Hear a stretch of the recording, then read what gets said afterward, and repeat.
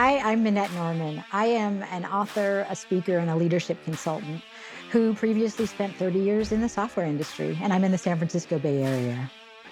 Minette, lovely to have you. And what did you do in the software industry? Well, in the 30 years, I started as an individual contributor. I was a technical writer, and I started at Uh-huh. Adobe in 1989, and I wrote the Photoshop 1.0 tutorial way back in the ancient days of Silicon Valley when they didn't know that Photoshop would become a verb. And then after about 10 years, I transitioned into leadership positions, and I spent 20 years leading teams, starting with teams of technical writers and then engineers. And I ended up being a VP of engineering at Autodesk in the Bay Area and managing about 1,000 people and having another 2,500 that I influenced. So yeah, I had a long and rich career, I would say. That's fab. So one of the challenges I see, get your insights on this. One of the challenges I see is often, there you are as a technical writer, but you weren't a coder. You can't code. I wasn't a coder. That is absolutely right. So, Yep. so you end up running engineering, and there's lots of people in there cutting code. And so often people go, well, how could you possibly run engineering if you don't know how to code, right? What? How can you run engineering? Well, yeah, and I have lots of thoughts on that because, of course, there was also that feeling of like, how could I possibly lead engineering? But remember that I got that job 25 years into my career, and so in those 25 years before that, no, I wasn't coding, but I was deeply technical from having spent all that time. And also, I worked so closely with engineers. So it wasn't like I went from being an individual contributor, tech writer to leading engineering. And in the series of events that led up to that was I led tech writers. And then I moved into a new department and I led a small team of engineers, like five or Uh-huh. six engineers.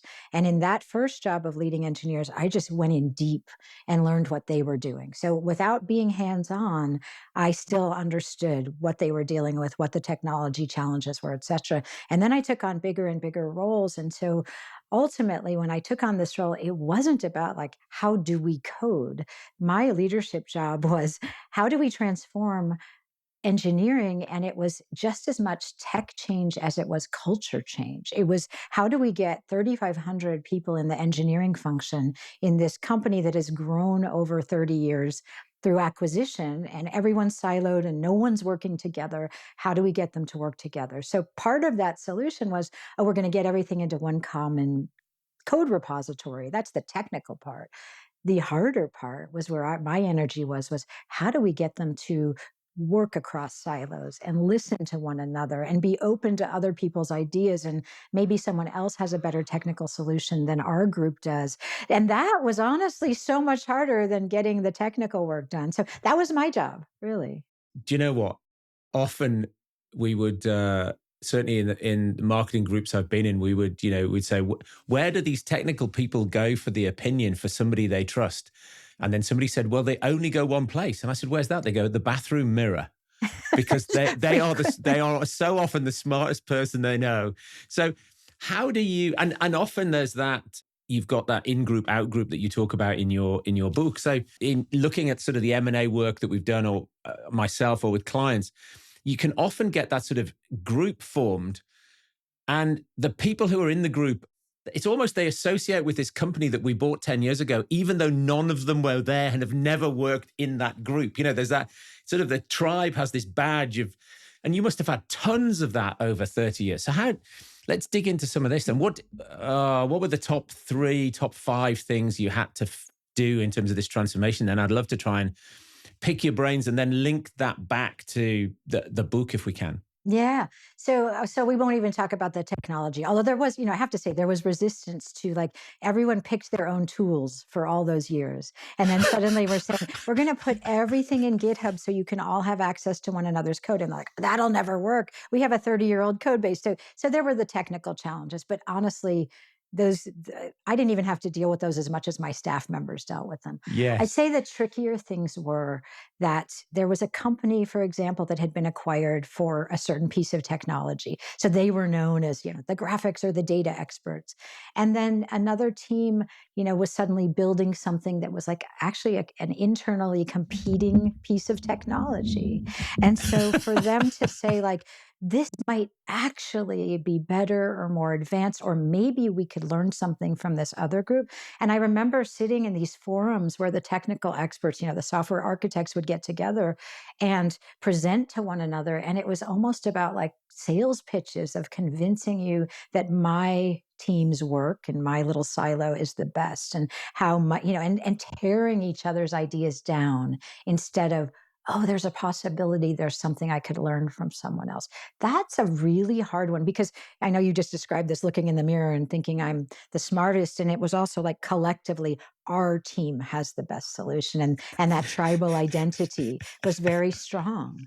And so how might we, collectively, and I am convinced, having, worked in the field for so long, is that we are so much smarter if we can tap into all these different ways of thinking and different perspectives and come up with the best solution. But it's getting past that resistance to, honestly, it's listening with an open mind.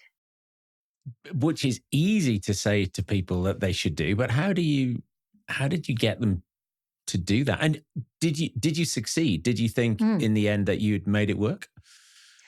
I cannot say I checked a box, because Okay. it was undoing 30 years of You fe- legacy history. did you I make think I did you made make but you progress. made progress. I Yeah. made Yeah. progress. I mean, really, one of the things that, and I always, I have to shift in a way from I to we, because I did not do this alone. I did this with an incredible team, right? That we managed to get people talking and listening in different ways. And we did, like, one of the big achievements was we got people to work on each other's projects. Like, I'm going to contribute something to your project, and I'm going to borrow and reuse your stuff instead of reinventing the wheel. That was honestly a breakthrough, and that I am proud of.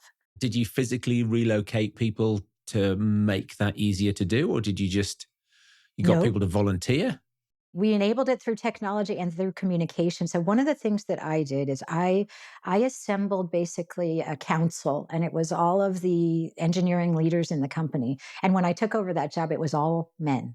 So I was the only woman in the room, the only non-engineer in the room, and like 20 guys. It changed a little bit over time, but not much. But basically, what I was doing is saying, like, you all have worked separately, you all have your expertise. And the first thing we did was get to know each other, and everyone got to present in their proud way whatever it was that their team was known for, or what they were best at. And that was, eye-opening, because many of those people had never spoken to one another, never really explored what those teams were doing. And so then that team that I assembled, we worked together over several years of like, okay, how are we going to tackle this problem? And so I enlisted a lot of help. And I believe that's one of the things about leadership is like, can you get the right people together to solve these gnarly problems? And I think we made progress doing that. Very good. Were there any? You got any things that people might use that you did, or techniques that you use? So bring people together to discuss and present. Are there any other concrete things? Some of them were that you asked if we physically relocated people. We didn't, because people were all over the globe already. What we did do is at least once a year, we had put on a big engineering summit. We'd have like a little cocktail party for that group of people, and we would eat together and we would drink together and we would get to know each other. So at least there was an in-person gathering once a year. Hmm. But also, even how we ran those meetings, like, I actually learned a lot about running meetings in the course of my career. And that, if you just let them run by default, the most dominant people take all the airtime and everyone else stays quiet. And so for this council of engineering leaders, I made sure that we did turn taking, and like, I want to hear from every one of you. And so we're going to make sure that everyone gets to speak and everyone gets to ask questions and there's time for conversation. And so I was very deliberate about that, so that the quieter people didn't just hang back, because they were often the ones who had the most important creative ideas. Which is sort of part of that psychological safety playbook. It takes effort. I remember, an executive team offsite at Pier 1. We'd been in a room with Ryan, who ran our data centers for 2 days. And thinking back, we realized he hadn't actually spoken in the meeting in 2 days. He'd spoken outside while we were having coffee in one-on-ones, but they just don't put their hands up. And they're quite happy to sit quietly. It's Right. not like they're offended, but you have to work hard to make sure that people speak. You do, and what I found, I mean, this was even way before that. I inherited a team of mostly engineers kind of midway through my career in leadership, and I had one of the quietest people I had ever met on my team, and I didn't quite understand how to get him to participate, but everyone said, "Oh, he's incredibly smart, he's really creative." And I just had to get to know him. I had to, like, have one-on-ones meetings with him and ask open-ended questions and allow silence so that he had time to process and, like, respond. And then I found out everyone was right. He was incredibly smart, he was incredibly creative, but he needed to process information and communicate in a different way. And so I ended up really changing the way we constructed our meetings so that we could tap into, this wisdom and genius from the quieter people who in a normal meeting was happy to stay silent. But if, for example, I gave reading material in advance and said, "Come prepared, we're going to talk about this," then those kind of people who really want to have time alone to think about things, then when we come together and maybe we don't even speak, maybe we first write down all our ideas and stickies and put them on the wall. That's when the people that never speak suddenly are sharing ideas that, oh my God, right? Well, I was going to say, I think those two things are absolutely key. Though some people need to do pre-read. Yeah. The noisy ones who take up all Don't. the airtime, they won't do they won't do they won't do the pre-read anyway. But that's okay. And I think that sticky note, just getting people to write it down is just so much easier. I was just thinking with Ryan, we used to try and it was the difference between somebody like Jay. He would be pre-interrupting, like as you pause for breath, he'd be in, and there was no gap. Ryan needed about 30 seconds of total quiet before he would be speaking. So you just got to facilitate those sessions. You have to facilitate, and that's one of the things that I really, really see as a game changer is if you have someone facilitate your meetings, and it's not a professional facilitator, but just someone taking, into account, have some airtime, stop the interruptions, make sure no one's taking all the time and inviting other perspectives and, have some rules of engagement. It makes such a difference. So maybe we'll dive into the book because I definitely want to pick up a couple of things from your book. Why the title and why did you write it? The boldly inclusive leader, yeah? The word people always ask about is the boldly part, so let me start with that. So, what I have found, and it seems to be a pattern, is that when people start to think we are gonna care about diversity, equity, inclusion, belonging, all these things, they tiptoe in very cautiously because they're scared of doing something wrong. And what I see is that many organizations have just made almost no changes because they have not been bold enough to go all in. And so for me, I return to this definition of bold that I love, and I keep on a post it on my desk, which is not hesitating in the face of resistance, courageous and daring. And I think that being a great leader and a boldly inclusive leader requires us to get out of our comfort zones and to know that there's going to be pushback and there's going to be resistance. And why I wrote this book is because, there I was 30 years in the industry. 2019, I left the industry and it wasn't an easy departure. I was forced out of my job by a bully. Aha. It was a kind of awful ending to a fabulous career. And, even before that happened, I was already realizing, and I know you've talked about this with other guests on your show. So many of us get into leadership because we're good as individual contributors, right? That's a pattern I've heard on a couple of your shows, and it's so true. I was a good tech writer. I got promoted to a management role, and I rose up through the ranks, and I had very little training, right? We have a few courses here and there. I had terrible managers over the years, and I had a few good ones. I'd had more negative role models than positive role models.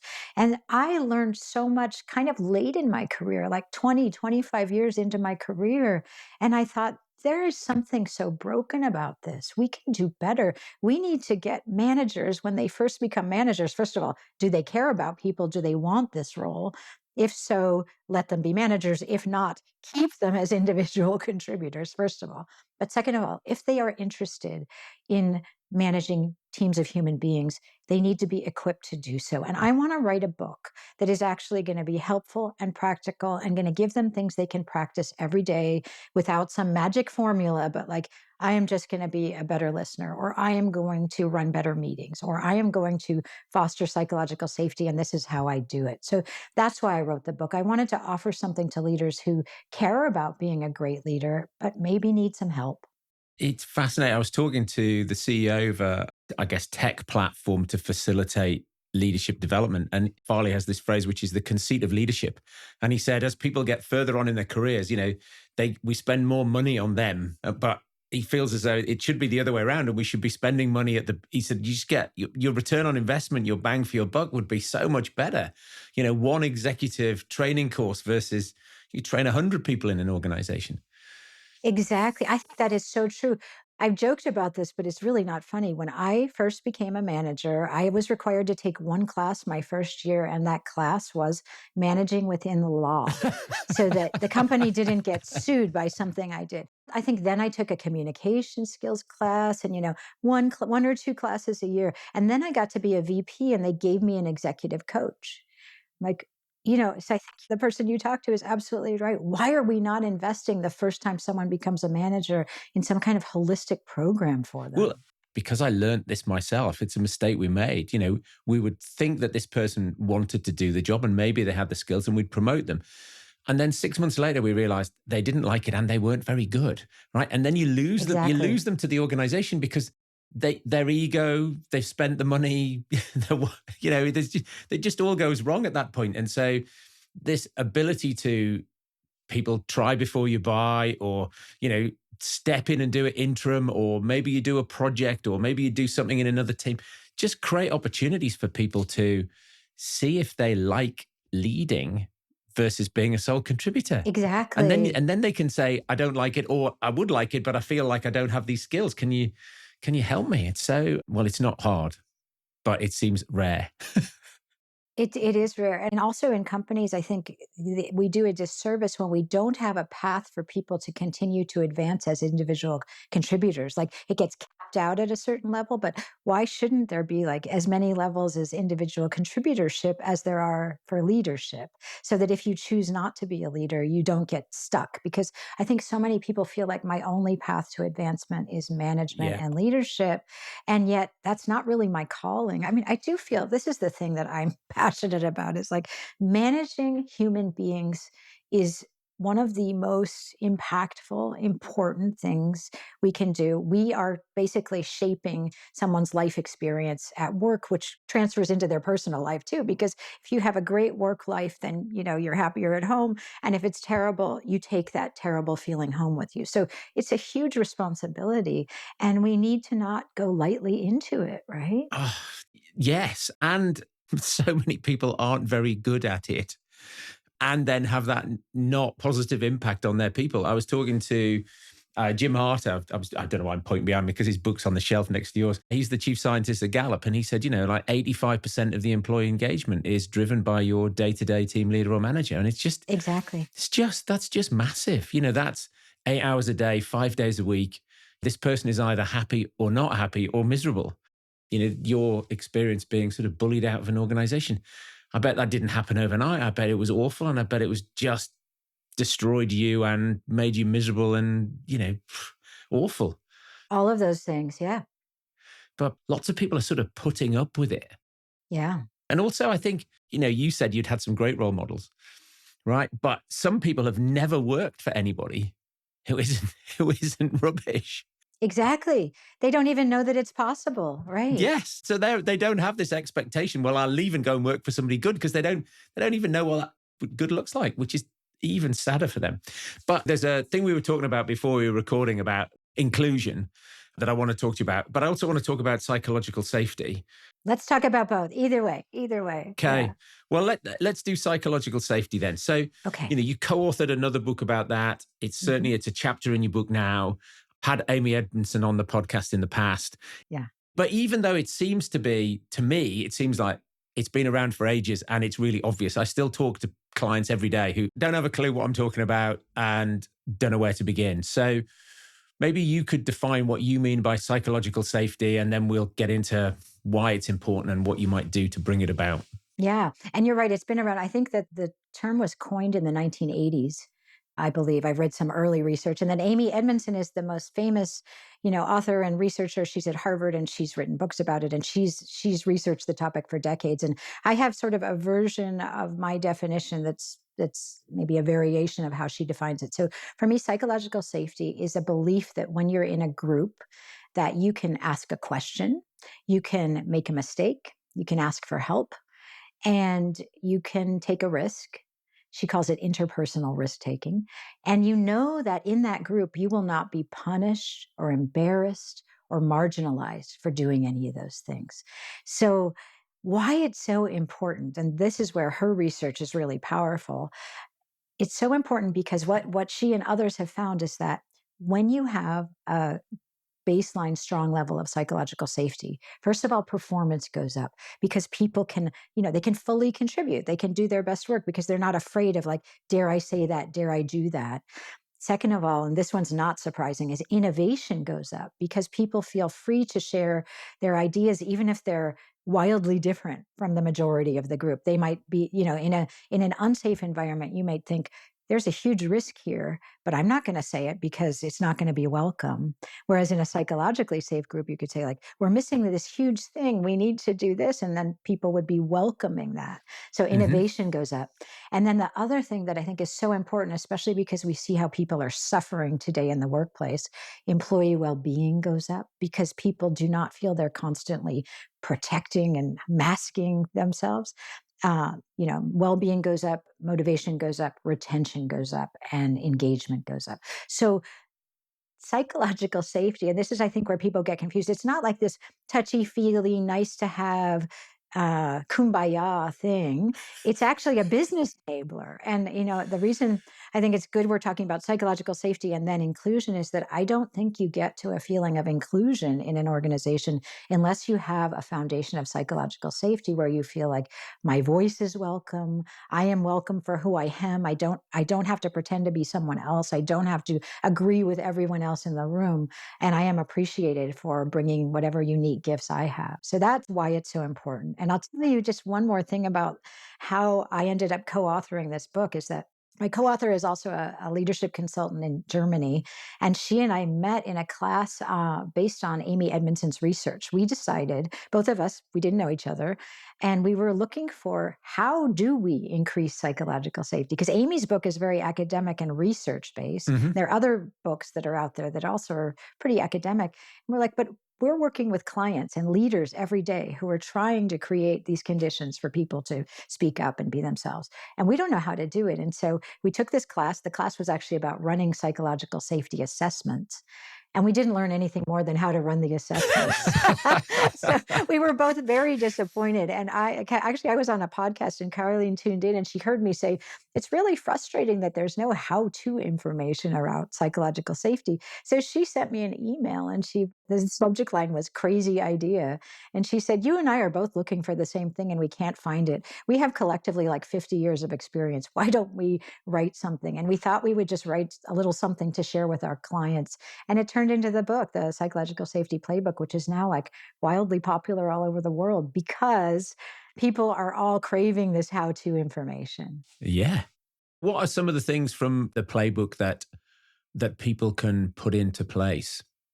The way the book's structured is there are 25 different tangible ideas. Hmm. And so I'll just share a few. So, like, I'll share the first one, the very first one, because I think it is so powerful and it's something that so few leaders do well. And that is asking for other points of view and like being really explicit. Like, you get up, you give your big presentation, you present your new strategy, and then you say, I've done my research and I feel good about this. However, I'm sure there's something I'm missing. So please, what am I missing? What have I not thought of? And then the next step is like actually being open to listen when someone says, I think that, there's something you haven't thought of. And then the third step is listening with an open mind. And the third is maybe how do I not get defensive when someone challenges me and says, Minette, you missed the most important thing of all? We have that instinctively fight, flight, freeze response when we get defensive. That's just our biology. So how do we, as leaders, become aware that we're getting defensive? Take a breath, take a sip of water, and calmly respond instead of, lashing out at someone, which I've done, I'm sure, and I've had done to me, and it destroys the psychological safety. So those are a few things. And then really, like, how do we create a culture of learning and innovation? And the only way we're going to do that is by being able to openly talk about the things that don't go well as the things that do go well. So talking about failure and mistakes as a way of learning collectively instead of hiding that because we're protecting our professional reputations. But then something huge happens. And, it could have been prevented if we had spoken about it earlier. So those are some of the ideas. And tangible, really simple things like facilitating meetings and how do we do turn taking and all of that. So those are a few of the ideas from the book. Learning from our mistakes, I've seen that have a real tangible impact on Yes, quality of product and quality of service, because instead of trying to blame somebody else or sweep something under the carpet or make sure that nobody knows we've made a mistake, you can't fix anything if that's the culture. Everybody's just pretending that it didn't happen, and then getting shouted at when somebody finds out. And exactly. so it's just so destructive. In fact, we've been in organizations where we've been actually transparent with our communication to customers. And, the question is always, well, they won't trust us because they'll know we've made a mistake. And it's like, no. We will show up so differently to our competitors, where none of our competitors would ever say they'd made a mistake. And we'll appear very different. You build trust that way. You can't expect the staff to behave in one way if you then behave in a different way to customers. It's not going to happen. Yeah, there's this incongruity there. Yeah, Yeah. totally. Yeah. One of the lessons I learned, luckily fairly early on in my leadership career, I think one of the things we think as leaders is that we can never make a mistake. We have to be perfect. And I remember once I made a decision. I think I actually share this in the book, in the Boldly Inclusive Leader. I made a decision that was, partially informed, but not fully informed because I couldn't include everyone in the decision making. And it was I made an error in where I put a position. It should have been in one location and I put it in the other. And people challenged me on it. And I realized, oh, I didn't understand that this person needs to work with people in Asia and Europe, not in the US. So having them in the US makes no sense. I will change the position and we'll open it up somewhere else. I thought I was going to be thought of as not as good a leader because I messed up. But I was very public about, okay, this is what new information I got and I learned. And so I am changing the course because of this. People really respected me because of that. And they told me that. And I was like, that's an interesting and important lesson. Yes. Well, often we would see in organizations I've been in, when people would come in from a large company, they're very much elbows out, conflict, get my retaliation in first. And often it would take them 3 to 6 months to calm down, to learn that they're not going to get shot. And it would take a little while. I mean, they were happier in the new culture, but it just, if you've spent 5 or 10 years fighting your corner and in sort of fight or flight mode all the time, it's hard. It's hard to relax, but Exactly. much better when you do. Yeah, and I think you relax when you have evidence that it's safe to do so. So how people like to say like this is a safe space or, ask me anything, it's okay. You don't believe that until you have evidence that it's true. And I think that's why it's so important that leaders be role models for modeling vulnerable behavior and sharing their own mistakes. How are you going to get your staff members to share their mistakes if you as a leader don't do that? Modeling that. And then what you get is the conversations happening in the corridor, not in the meeting room, Exactly. and all that gossip and innuendo. And there's no disagree and commit. There's just no disagree, and then there's no commit, and then Exactly. results are down the toilet. So let's jump into inclusion, because there's an anecdote in your book which I thought was really interesting, because to me it suggested that the problem statement was different to the one I hear articulated. And so you know what the story is. So maybe I could just get you to tell the story quickly, and then we can dive into that, because it'd be easier. You tell it better than me. It's your Oh, story. sure, sure. So the story was this. I was asked to speak at a leadership conference for a company. It was their first time even talking about diversity, equity, and inclusion. So they wanted me to come in and give an overview to their leadership team. And their leadership team was about 100, 150 people. They were an old company, like they'd been around for 150 years. And the leadership team was 90% white male from the US. And then there were a few women and a few people from outside the US. Their conference, their day ran long. I was the last thing on the agenda at the end of the day. I gave my talk. It seemed to go well. It's always hard to know. Couldn't read the audience super well. At the end, I said, "Are there any questions?" And I was met with just complete silence. And I thought, well, that's not a good sign. Usually you hope there are going to be some questions. And then that was the end of the day. And then they said, "Please join us we're having drinks and dinner. You're welcome to join us." I'm like, well, I'm alone at this hotel somewhere in Arizona or wherever I was. Okay, I'll go join them.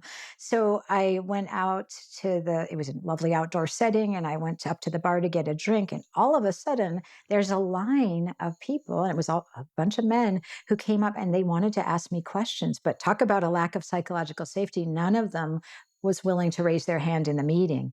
It was a theme, because now this is going back several years, and it was kind of the height of the Me Too movement, right? And so I was talking about all things diversity, equity, inclusion, and the theme from these men was, "I want to do the right thing, but I am so scared of being, for example, alone in a one-on-one situation with a woman and somehow being accused of sexual harassment. And so I'm afraid to even have meetings alone with women." This was, this moment from me of like, oh my God, they mean well. There's no ill intent here, but they're terrified because they're so afraid of doing something wrong that will be misconstrued.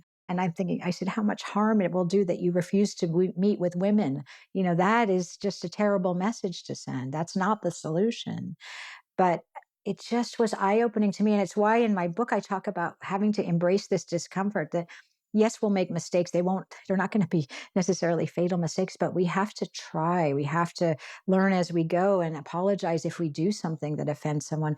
But don't get paralyzed by the fear of what I might do wrong, because then you'll make no progress at all.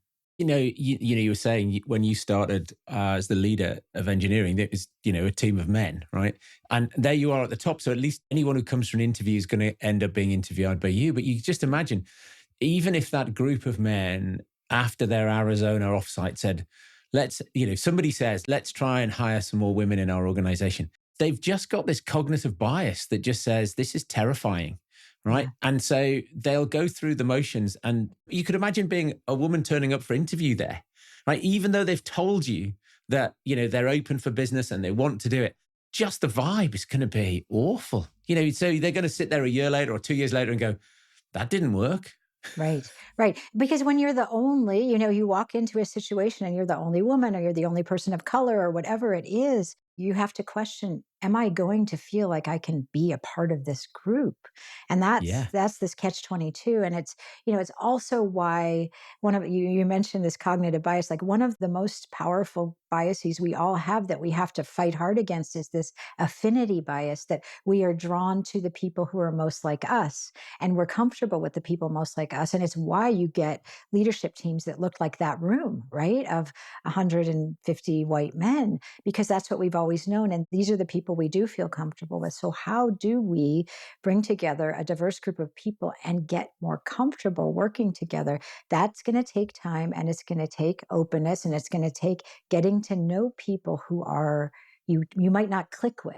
We usually take the shortcut and we get the people that we click with. And those are the people who think like us. It's really interesting. I can't remember the book, but the research was US go to university, go to a big university, and therefore there is an in group that looks like you. Yeah. And you join it. Or you go to a small university and you end up in a hall of residence with people who completely don't look like you at all. So like 6 random people, none of whom you would have gravitated towards. And the outcome of the research was that the people who end up with this random group of people that they would never have spoken to end up with friends for life.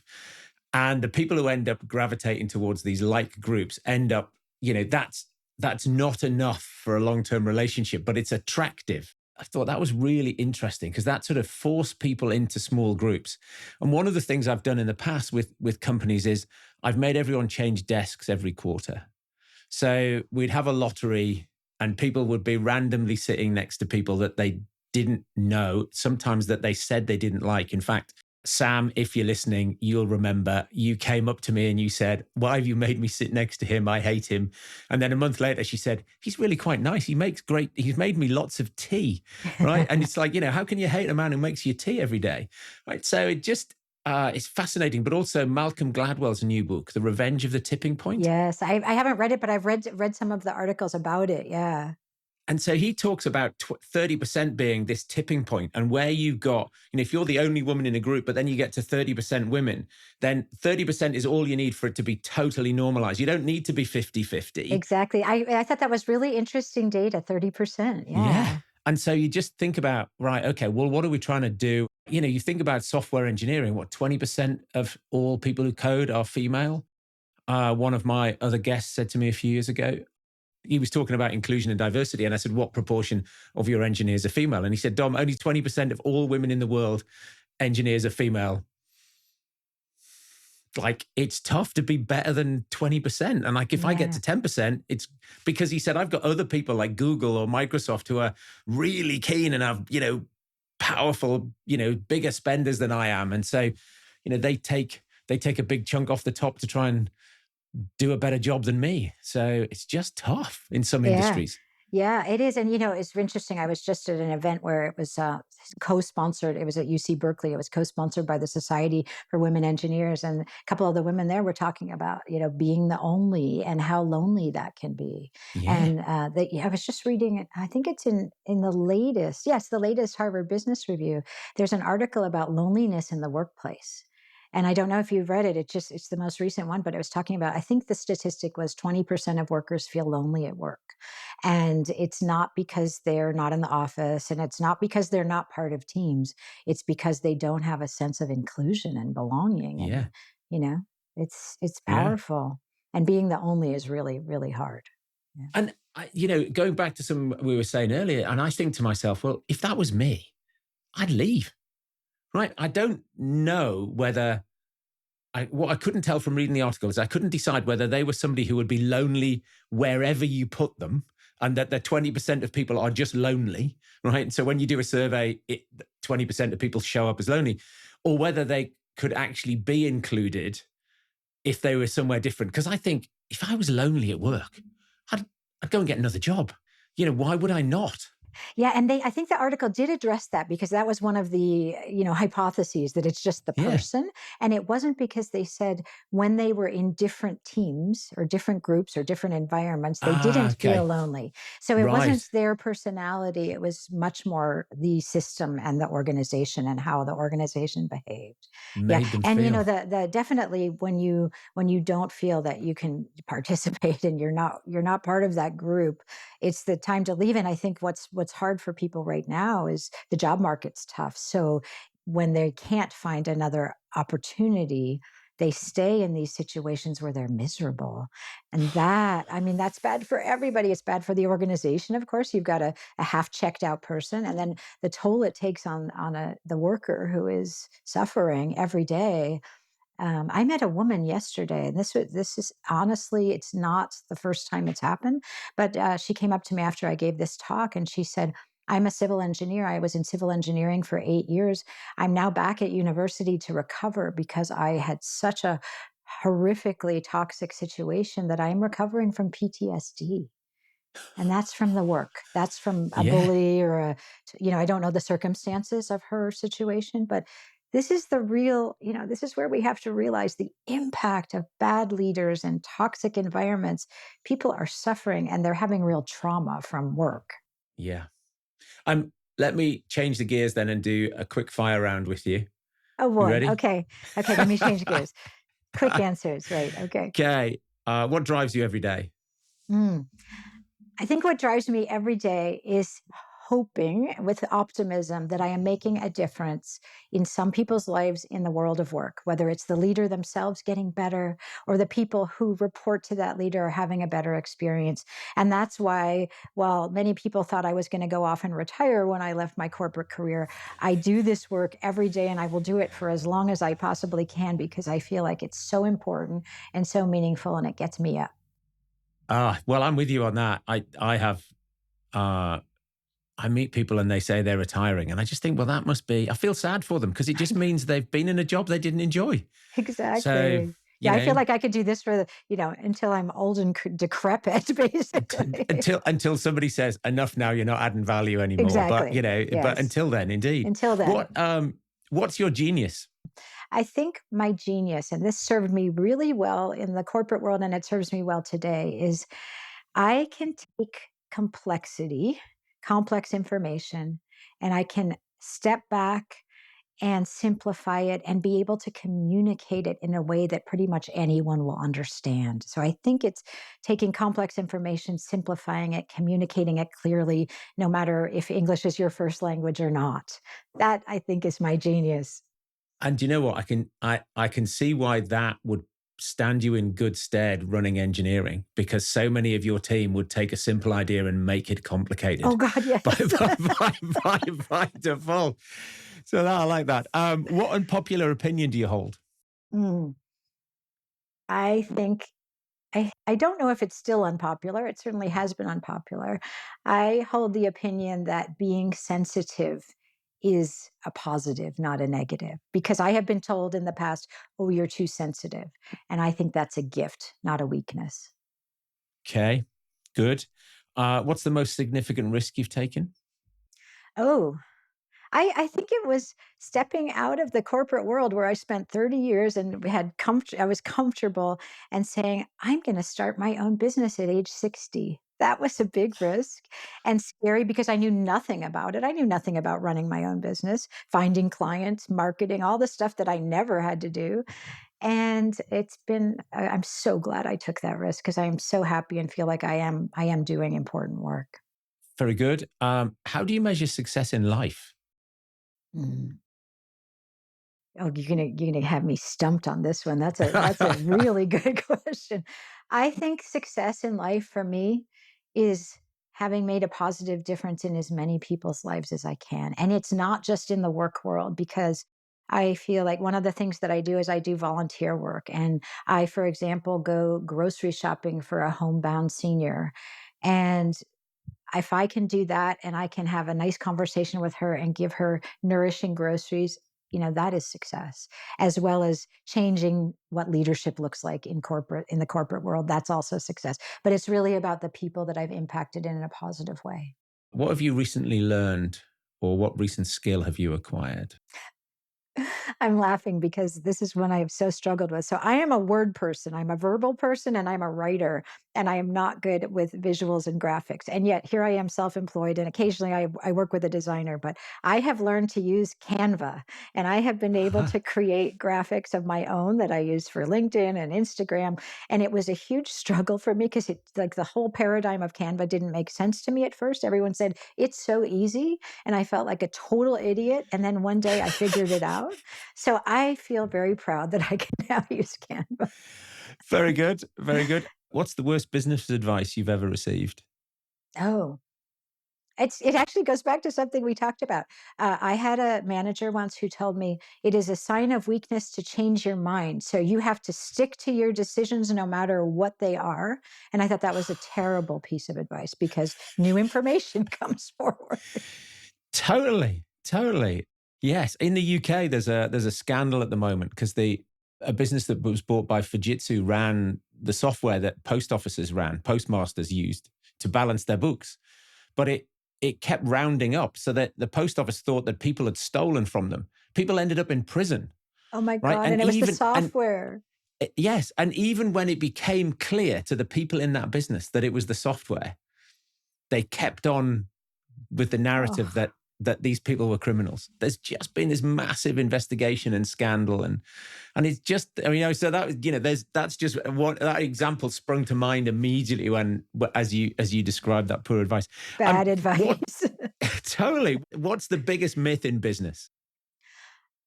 I think it goes back to what it means to be a leader. I think the myth that leaders have to have all the answers, that they have to be the smartest person in the room. And I challenge that myth because, first of all, no one has all the answers. And I think a strong leader is one who takes in input from many different people. And you don't have to have the answers, but you have to be willing to ask for help. And so I think that myth of the all-knowing, all-powerful leader needs to be completely debunked.